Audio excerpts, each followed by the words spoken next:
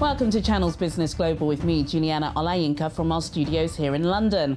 Over the next half hour, we'll be looking beyond the business headlines by giving you in-depth perspective on the stories that are affecting all of us. Coming up on today's show, Channel's Business Global had an exclusive invite to this year's annual Royal Cocoa Festival dinner.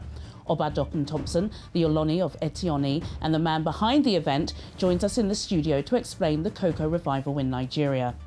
Before we delve into the world of chocolate, here's our business correspondent, Simon Pusey, who joins me for a breakdown of this week's headline-grabbing stories in the UK. And Simon, it appears as if there could be a ray of hope for former Thomas Cook employees. Yeah, it's good news for staff of the collapsed holiday firm, many who had thought they'd lost their jobs as a result. Rival company Hayes Travel say they will buy all 555 Thomas Cook shops. They also plan to take on the entire workforce of around 2,500 jobs. The independent travel agent is buying the shops from the official receiver, which was appointed when Thomas Cook collapsed last month. Sunderland-based Hayes said it planned to reopen the shops under its own brand with immediate effect. The firm has already offered jobs to 600 Thomas Cook staff, and it plans to hire more as part of its rapid expansion. The move is a significant step for Hayes, which currently has just 190 shops across the UK. While moving to Facebook, and the Bank of England has again warned the social media firm that its new digital currency Libra will face tough regulatory scrutiny before its launch in Britain.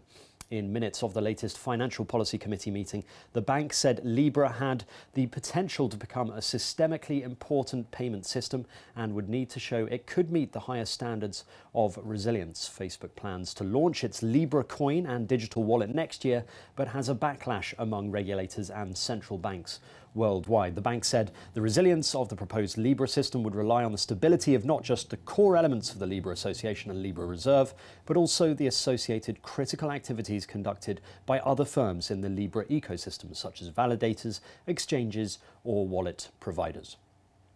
And finally, there are fears for the future of the popular UK pizza chain Pizza Express. Founded in 1965, Pizza Express has 470 outlets in the UK, with a further 150 internationally, and it employs 14,000 people. But it's emerged the company paid out £93 million in interest payments in 2018, a year in which it reported a pre-tax loss of £55 million. The pizza chain is reportedly in early talks to refinance two tranches of borrowing worth a combined £665 million, part of a debt pile that had reached £1.1 billion by the end of December 2018. On Twitter, at least, they are upbeat, responding with a meme that said, "Thanks for the love, it feels good to be needed."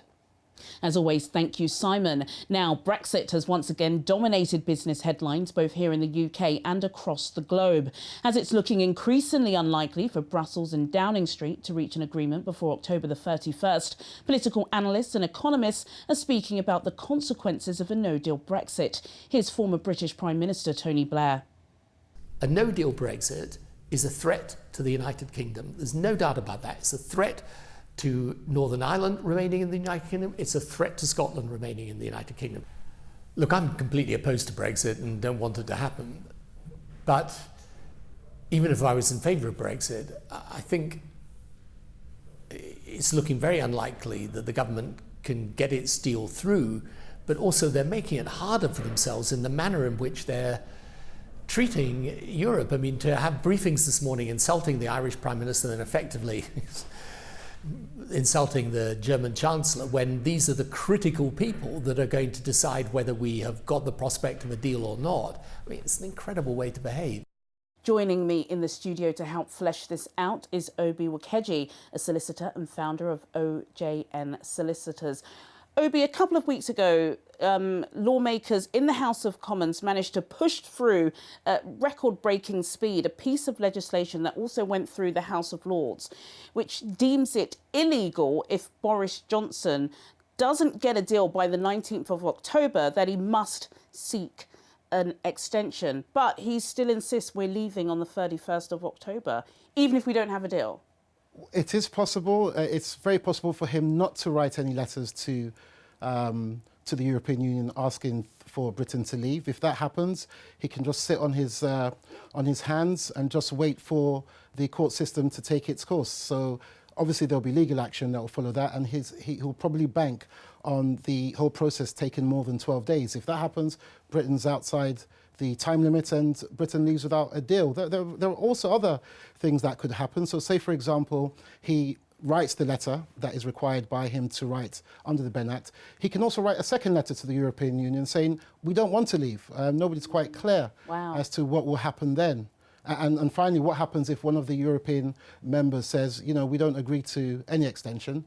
What happens then? Britain And that's a really great point, actually, Obi. And of course, we know that there's been some secret meetings with the leader of Hungary. So some are wondering or suggestion if Boris Johnson is trying to get some leaders to veto a possible extension. But you know, you have your own solicitors firm. Are you finding that some of your clients are starting to be a little bit concerned about the Brexit process? Well, in one instance, they are very concerned that Britain will leave the European Union. But what's been happening over the past few years has been the fact that nothing has been happening. There's been these continuous extensions that have been taking place. So secretly, they're hoping it's not going to take place. But also because of, especially when Boris took over, they're worried with his rhetoric that Britain must leave the European, come what may, by the 31st of October. So they are concerned. They're concerned about what's going to happen to their employees, what's going to happen to their freedom of movement. At the moment, we are in uncharted waters. We really don't know what's going to happen.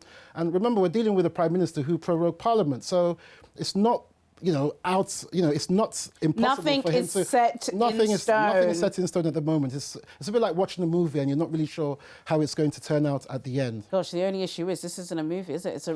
It's real life for those of us living in Britain. Let me ask you just one last question. We've seen the multi-million pound campaign. Our viewers in the UK would have seen it. You tune into radio, you go on the tube. Everyone is being told to prepare for Brexit. What advice would you give to people who are trying to prepare? Well, I would say prepare for it, but take everything the government is saying at the moment with a pinch of salt, because the government who are actually producing all these materials don't really know what's going to happen themselves. So I would say don't do anything yet. Let's wait at least until the 19th to the 31st of October to see what the results are going to be from the Prime Minister's negotiations with Europe, but just to, stay put and just wait. But don't do anything harsh, don't do anything... Don't do anything, but just watch Channels Business. Just watch Channels TV, absolutely. Obi Wakeji of OJN Solicitors, thank you so much for joining me.